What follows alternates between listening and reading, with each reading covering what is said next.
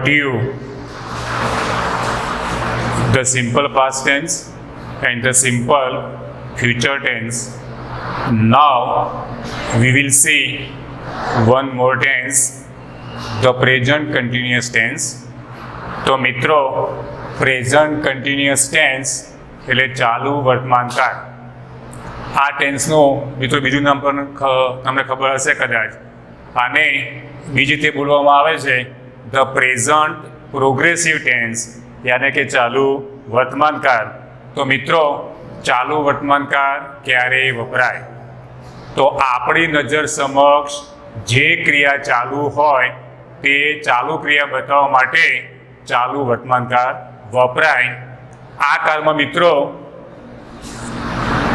નાવ શબ્દનો ઉપયોગ કરીએ છીએ. નાવ એટલે અત્યારે, એટલે મીન્સ કે અત્યારે ક્રિયા ચાલુ છે એ નાવ શબ્દ બતાવે છે. હવે એમાં આપણે 3 રચનાઓ જોઈશું મિત્રો. પહેલી મિત્રો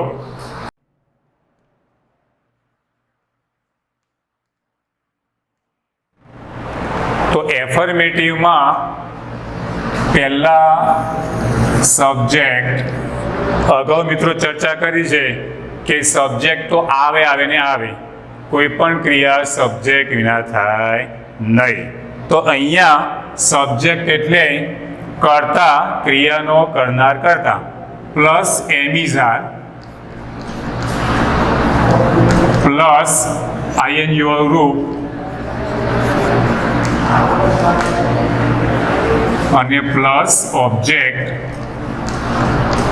તો મિત્રો આટલી વસ્તુ આવે, સબ્જેક્ટ પ્લસ એમિઝાર પ્લસ આઈએનયુઆર રૂપ પ્લસ ઓબ્જેક્ટ. હવે એમિઝાર ક્યારે વપરાય એ મિત્રો તમે 8મા ધોરણમાં ભણી ગયા છો કે કયા સરનામ સાથે કયું ક્રિયાપદ આવે તમને ખબર જ છે. I am, we are, you are, he is, she is, it is અને ધે આર. તો મિત્રો આપણે એક્ઝામ્પલ લઈએ. દાખલા તરીકે નવીન સર ભણાવતો હોય 10મા ક્લાસમાં, તો આપણે એક વાક્ય લઈ લઈએ કે Naveen sir is teaching mathematics in class 10th. તો નવીન સર અત્યારે 10th ક્લાસમાં શું ભણાવે છે? તો મેથેમેટિક્સ ભણાવે છે. તો અહીંયા Naveen sir is teaching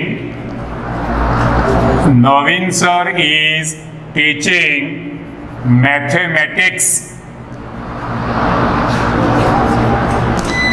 in class 10th in now. તો મિત્રો તમે જોઈ શકો કે Naveen sir is teaching mathematics in class 10th now. અત્યારે નવીન સર 10 ક્લાસમાં શું ભણી રહ્યા છે? મેથેમેટિક્સ ભણી રહ્યા છે. આપણે બહારથી જોઈ શકીએ મિત્રો. તો આપણી નજર સમક્ષ જે ક્રિયા ચાલુ હોય તે ચાલુ ક્રિયા બતાવવા માટે આપણે ચાલુ વર્તમાનકાળ વાપરીએ છીએ. બીજું એક્ઝામ્પલ લઈએ મિત્રો. They are playing volleyball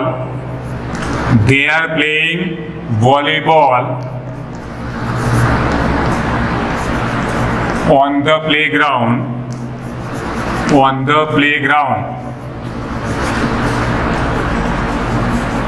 હવે મિત્રો નાવ શબ્દ ના મૂકીએ તો એનો મતલબ એ નહીં કે ચાલુ વર્તમાનકાળ નથી. આ તો નાવ શબ્દ આપણે મૂક્યો એટલે આપણને ખબર પડે કે ચાલુ વર્તમાનકાળ છે. પરંતુ નાવ શબ્દ ના મૂકીએ તો પણ એની જે રચના છે એ રચના ઉપરથી આપણને ખબર પડે કે આ ચાલુ વર્તમાનકાળનું વાક્ય છે. આર પ્લેઇંગ આવ્યું મિત્રો એટલે આપણને ખબર પડી જાય કે આ ચાલુ વર્તમાનકાળનું વાક્ય છે. તો they are playing volleyball on the playground. તેઓ રમતના મેદાન પર શું રમે છે? વોલીબોલ રમી રહ્યા છે. પ્રશ્ન પૂછાય, દાખલા તરીકે playground A it shows the place, સ્થળ બતાવે. તો where are they playing volleyball? તેઓ વોલીબોલ ક્યાં રમી રહ્યા છે? તો એનો સીધો આન્સર એ છે કે they are playing volleyball on the playground. તો ઓન ધ પ્લેગ્રાઉન્ડ એ વેરનો આન્સર છે. હવે મિત્રો નેગેટિવ બનાવ્યું હોય તો નેગેટિવ માટે તદ્દન સહેલું. વચ્ચે નોટ જ મૂકવાનું છે. તો વચ્ચે નોટ મૂકીએ એટલે શું બની જાય? Negative. Subject plus am is are, subject plus am is are plus not, not ના મૂકીએ તો નકાર ના બને, નેવર, નોટ, નો, આ બધા શબ્દો, નથિંગ, એ બધા શું બતાવે? નકાર બતાવે. પ્લસ આઈએનજી વાળું રૂપ અને પ્લસ ઓબ્જેક્ટ. ફરી જોઈએ નેગેટિવ નકાર રચના. Subject plus am is are plus not, not તો મૂકવું જ પડે, પ્લસ આઈએનજી વાળું રૂપ અને પ્લસ ઓબ્જેક્ટ. એક્ઝામ્પલ લઈએ મિત્રો.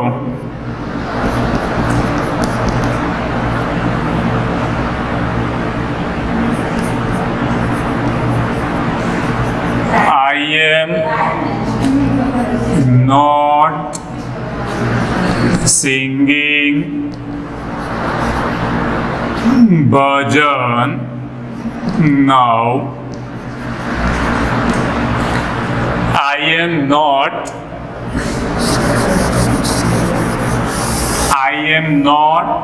singing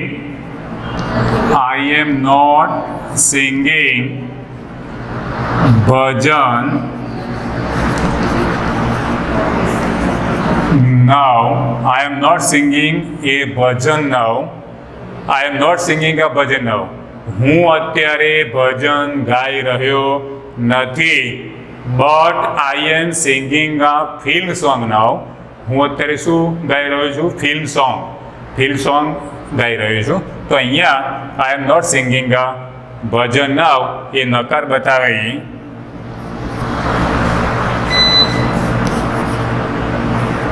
The students are not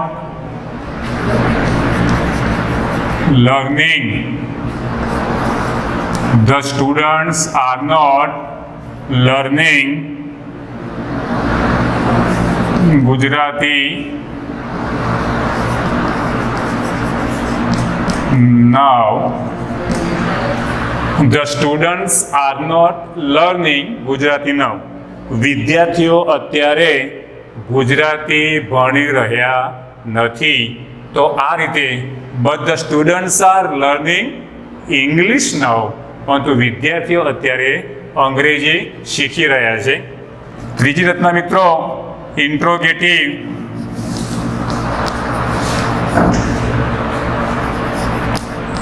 interrogative સહેલું છે. ક્રિયાપદ આગળ આવે, am is are plus subject plus ING વાળું રૂપ અને પ્લસ ઓબ્જેક્ટ, અને છેલ્લે આપણે કહ્યું હતું મેં કે ક્વેશ્ચન માર્ક મૂકવું જ પડે. ક્વેશ્ચન માર્ક ના મૂકીએ મિત્રો તો અડધો માર્ક્સ જાય. ખાલી ક્વેશ્ચન માર્ક મૂકવાથી અડધો માર્ક્સ આપણને મળતો નથી. Are they going to Surat now? શું તેઓ અત્યારે સુરત જઈ રહ્યા છે? Yes they are. જવાબ આપવો હોય તો યસ ધે આર, અને નકારમાં જવાબ આપવો હોય તો નો ધે આરન્ટ. એટલે આ રીતે આપણે એનો જવાબ આપી શકીએ છીએ. મિત્રો, ક્રિયાપદના નોટ સાથેના ટૂંકા પણ આપણને આવડતા હોવા જોઈએ. એમ પ્લસ નોટ બરાબર તમે એ જ કરવાના છો, એમન્ટ જ કરવા. મને ખબર છે કે એમ પ્લસ નોટ બરાબર એમન્ટ. મિત્રો ખાસ ધ્યાન રાખજો, ઇંગ્લિશ ગ્રામરમાં એમન્ટનું રૂપ નથી. તો એમ પ્લસ નોટને બદલે અપવાદ રૂપે આરન્ટ મુકાય છે. ઇઝ પ્લસ નોટ બરાબર ઇઝન્ટ, આર પ્લસ નોટ બરાબર આરન્ટ, અને એમ પ્લસ નોટ બરાબર આરન્ટ થાય અપવાદ રૂપે. ઘણા વિદ્યાર્થીઓ એમન્ટ મૂકે છે, એમન્ટ રૂપ જ નથી ઇંગ્લિશ ગ્રામર મિત્રો, એ તમે ધ્યાન રાખજો. હવે એક બીજો કાર મિત્રો આપણે જોઈએ, the present perfect tense. Present perfect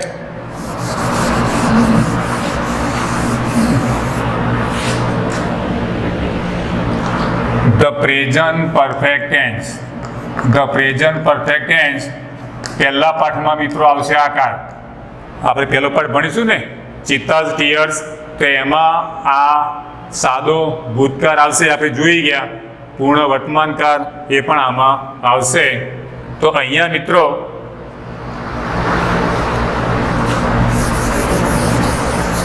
the present perfect યાની કે પૂર્ણ વર્તમાનકાળ.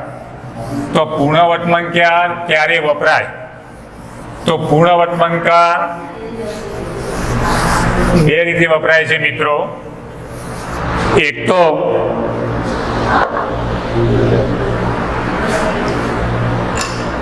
થોડા સમય પહેલા જે ક્રિયા પૂર્ણ થયું હોય એના માટે કયો કાળ વપરાય? પૂર્ણ વર્તમાનકાળ યાની કે present perfect tense.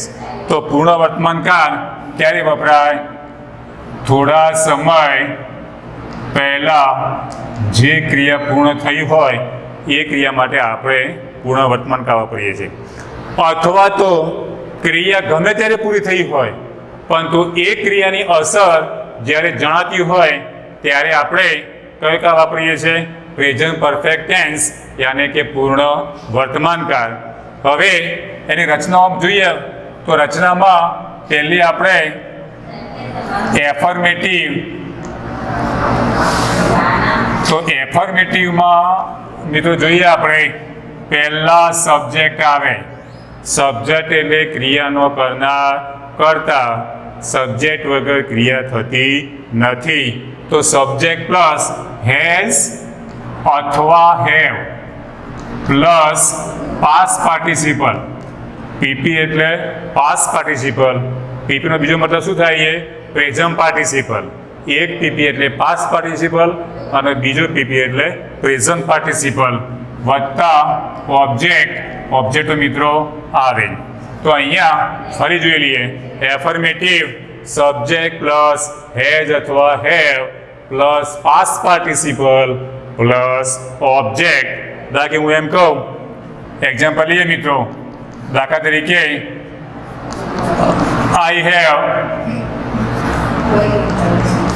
I have just taken my lunch. મેં મારું ભોજન હમણાં જ લીધું છે. તો જસ્ટ અને ઓલરેડી એ બંને મિત્રો કયા કાળમાં આવે? પૂર્ણ વર્તમાન કાળમાં આવે. I have just taken my lunch. મેં મારું ભોજન હમણાં જ લીધું છે 5 મિનિટ પહેલા, થોડા સમય પહેલા. અગાઉ આપણે જોઈ ગયા ને કે થોડા સમય પહેલા જે ક્રિયા પૂર્ણ થઈ હોય એ ક્રિયા કયા કાળમાં? પૂર્ણ વર્તમાન કાળમાં. Example number 2, they have already written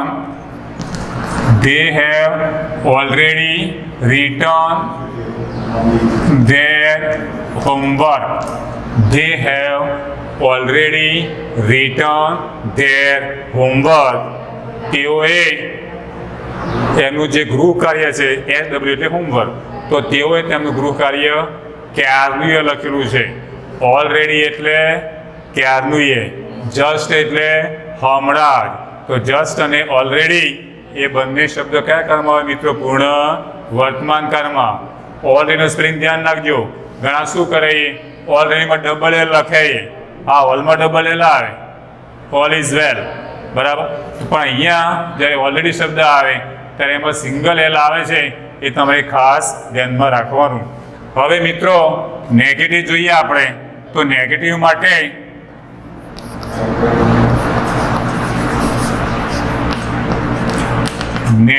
માટે સબ્જેક્ટ પ્લસ હેઝ અથવા હેવ પ્લસ નોટ. નોટ તો મિત્રો આવે. નોટ સિવાય કદી નેગેટિવ બને નહીં. તો સબ્જેક્ટ પ્લસ હેઝ અથવા have plus not plus past participle plus object યાनी કે કર્મ. સબ્જેક્ટ એટલે કર્તા અને ઓબ્જેક્ટ એટલે કર્મ. ઇંગ્લિશમાં બે પ્રકારના કર્મો છે મિત્રો. એક ડાયરેક્ટ ઓબ્જેક્ટ અને ઇનડાયરેક્ટ ઓબ્જેક્ટ. જેની પર સીધી ક્રિયા થતી હોય એને ડાયરેક્ટ ઓબ્જેક્ટ કહેવાય. અને જે કર્મ એના સર્વનામ ઉપરથી બનતું હોય ને એને ઇનડાયરેક્ટ ઓબ્જેક્ટ કહેવાય. આઈનું કર્મ મી થાય, વીનું કર્મ અસ થાય, યુનું કર્મ યુથ થાય, હીનું કર્મ હિમ થાય, શીનું કર્મ હર થાય, ઈટનું કર્મ ઈટ થાય અને ધેનું કર્મ ધેમ થાય. તો આ રીતે મિત્રો તમારે ખાસ ધ્યાન રાખવાનું. હવે હેવ પ્લસ નોટ અને હેઝ પ્લસ નોટ એના ટૂંકા રૂપો મિત્રો આપણે ધ્યાન રાખવાના. જ્યારે 10મા ધોરણમાં તમે ક્વેશ્ચન ભણશો ને તો 10મા ધોરણની અંદર ક્વેશ્ચન ટેગમાં તમારે આ ક્રિયાપદના નોટ સાથેના ટૂંકા રૂપની જરૂર પડશે. વખતે આપણે અગાઉ ભણી ગયા સેલ પ્લસ નોટ બરાબર શાન્ટ અને વિલ પ્લસ નોટ બરાબર want.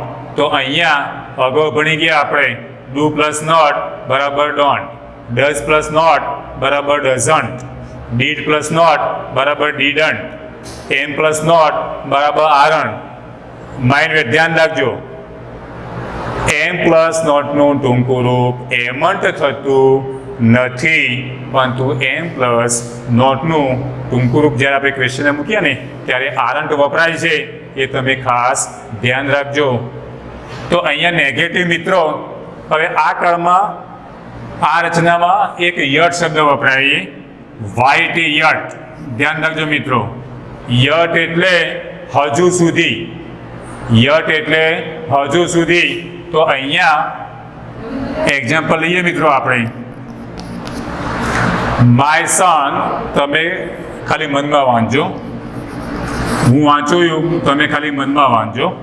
My son has not, my son has not return, my son has not return from the school yet, from the school yet.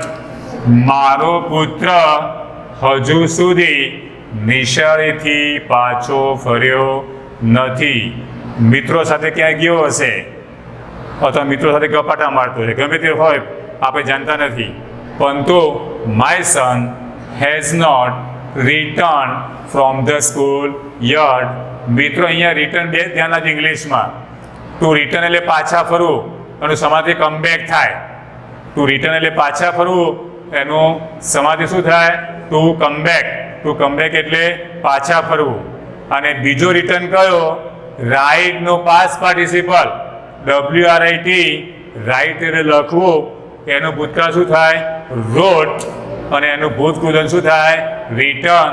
આપણે અગાઉ જોઈ ગયા, આ લખ્યું WRITTM. એટલે ઘણા બધા શું કરીએ, આ રિટર્ન લખવાનું હોય ત્યારે આ રિટર્ન લખીએ અને આ રિટર્ન લખવાનું ત્યારે આ રિટર્ન લખીએ. એટલા જેવું છે મિત્રો. IT લખવાનું આવે ને, IT લખવાનું આવે એટલે EAT લખે, અને EAT લખવાનું આવે ને એટલે IT લખીએ. મારો વર્ષોનો અનુભવ, 31 અનુભવ છે મિત્રો, કે સ્ટુડન્ટ આ ભૂલ કરે જ છે. એટલે તમારે ખાસ ધ્યાન રાખવાનું કે ઇંગ્લિશમાં બે સમાન ઉચ્ચાર આવે શબ્દો, તો એમાં તમારે ખાસ ધ્યાન રાખવાનું. સ્પેલિંગ અલગ હોય, ઉચ્ચાર સમાન હોય, એનો અર્થ પણ અલગ અલગ થતો હોય છે. હવે મિત્રો એક બીજું ઉદાહરણ લઈએ આપણે.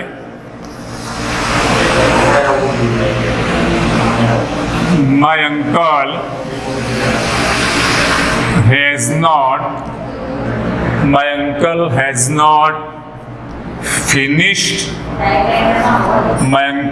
not finished his work yet. મારા કાકાએ હજુ સુધી એમનું કામ પૂર્ણ કર્યું નથી. અહીંયા કરતાં બહુવચન હોય, ધ્યેય હોય મિત્રો, તો ધ્યેય હેવ નોટ વાપરવાનું. કારણ કે હેઝ ક્યારે આવે અને હેવ ક્યારે આવે એ આપણને ખબર હોવી જોઈએ. દાખલા કે આઈની જોડે હેવ આવે, I have, we have, you have, he has. Third person જ્યારે આવે ત્યારે હી હેઝ.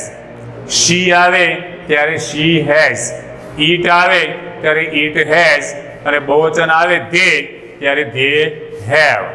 હવે હી સી સર્વનામો છે, એની જગ્યાએ કોઈ નામ હોય તો એમાં પણ હેજ આવે મિત્રો. મનોજ આવે તો Manoj has not, Ram has not, Lakshman has not, Ram has not return from the forest yet. Ram હજુ સુધી વનમાંથી પાછા ફર્યા નથી. જંગલ એટલે વન અને ફોરેસ્ટ એટલે પણ આપણે વન લઈશું. તો રામને 14 વર્ષનો વનવાસ એટલે ખબર છે મિત્રો, બરાબર. તો અહીંયા આપણે થર્ડ પર્સન હોય ત્યારે હેઝ નોટ આવે અને બાકીના જ્યારે કરતા હોય ત્યારે આપણે હેવ નોટ આવે. હવે છેલ્લું મિત્રો લાસ્ટ ઇન્ટ્રોગેટિવ. તો ઇન્ટ્રોગેટિવમાં આપણે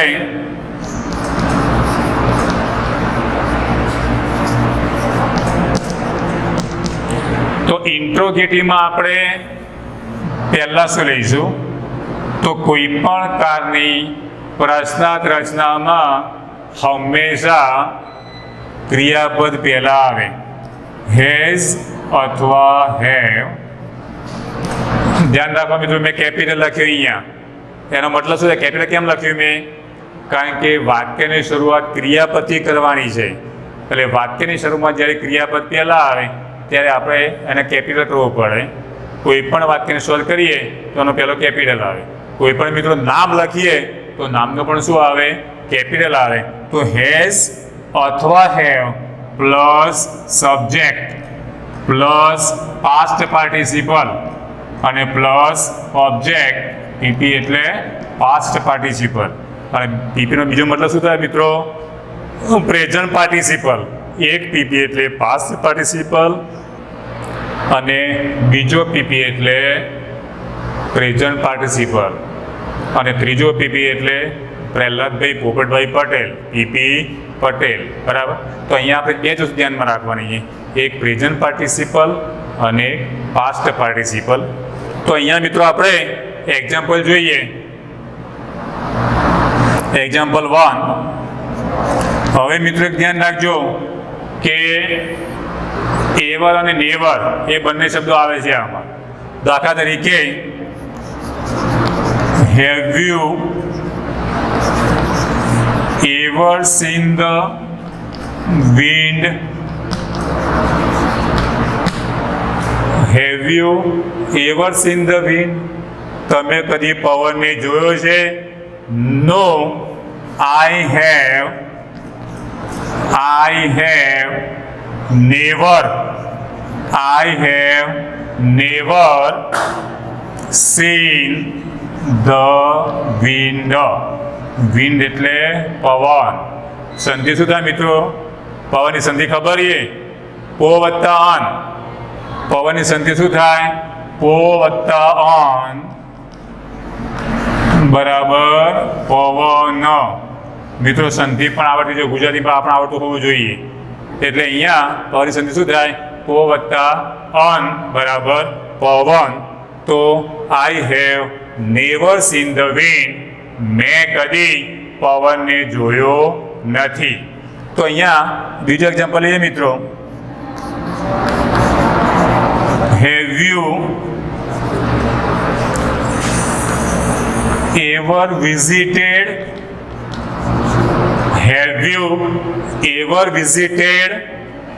the Taj Mahal?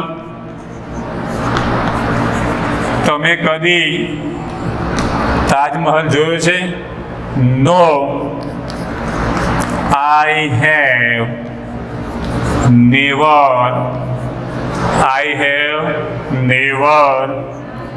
visited the Taj Mahal. મેં કદી તાજમહલની મુલાકાત લીધી નથી. ભવિષ્યમાં લઈશું મુલાકાત, બરાબર. તો અહીંયા આપણે બે કાર જોયા. કેટલા કાર જોયા? બે કાર જોયા. કયા કયા બે કાર? એક પ્રેઝન્ટ કન્ટિન્યુઅસ ટેન્સ અને બીજો પ્રેઝન્ટ પરફેક્ટ ટેન્સ. એ બંને કાર જોયા મિત્રો, બરાબર. તો અહીંયા ધ્યાન રાખજો કે જ્યાં સુધી કાર નહીં આવડે ત્યાં સુધી ઇંગ્લિશ નહીં આવડે. કારણ કે ટેન્સ તો ઇંગ્લિશનો પાયો છે મિત્રો. જ્યાં સુધી તમને ટેન્સ નહીં આવડે ત્યાં સુધી ઇંગ્લિશ નહીં આવડે. જેને ટેન્સ આવડી ગયા તેને ઇંગ્લિશ આવડી ગયું. ફ્લુઅન્સી ક્યારે આવે બોલવાની? ટેન્સ આવડતા હોય તો. એટલે એ ટેન્સ તમારે ખાસ ધ્યાન રાખવાના. હવે તમારે મિત્રો જે ટેન્સ ભણાયા હોમવર્ક તમને આપી દઉં તો HW હોમવર્કની અંદર તમારે દરેક ટેન્સના 10 વાક્યો લખવાના. સાંભળી લો. સાદો વર્તમાનકાળ સિમ્પલ પ્રેઝન્ટ 10 વાક્યો, સિમ્પલ પાસ્ટ 10 વાક્યો, ગમે ત્યાંથી વાક્યો લાવવાના, મમ્મી પપ્પાને કહેવાનું, ગમે ત્યાંથી વાક્યો ગ્રામરમાંથી લેવાના વાક્યો, પણ દરેક સ્ટુડન્ટે 10 વાક્યો કમ્પલસરી લખવાના. સાદા વર્તમાનકાળના 10, સાદા ભૂતકાળના 10, સાદા ભવિષ્યકાળના 10. એ રીતે ચાલુ વર્તમાનકાળના 10, પૂર્ણ વર્તમાનકાળના 10. દરેક ટેન્સના તમારે 10 વાક્યો મિત્રો લખવાના. ન આવડતા હોય તો મમ્મી પપ્પાને કહેવાનું, અથવા તો ગ્રામરની બુક હોય એમાં જ તમારે લખવાના. બરાબર? તો આવતી વખતે આપણે હવે લેસન ઉપર જઈશું. પહેલો લેસન ભણાવીશું ચિત્તા ટીયર્સ વાળો. એ પાઠ મિત્રો હવે આપણે લઈશું. Thank you. જય સ્વામિનારાયણ.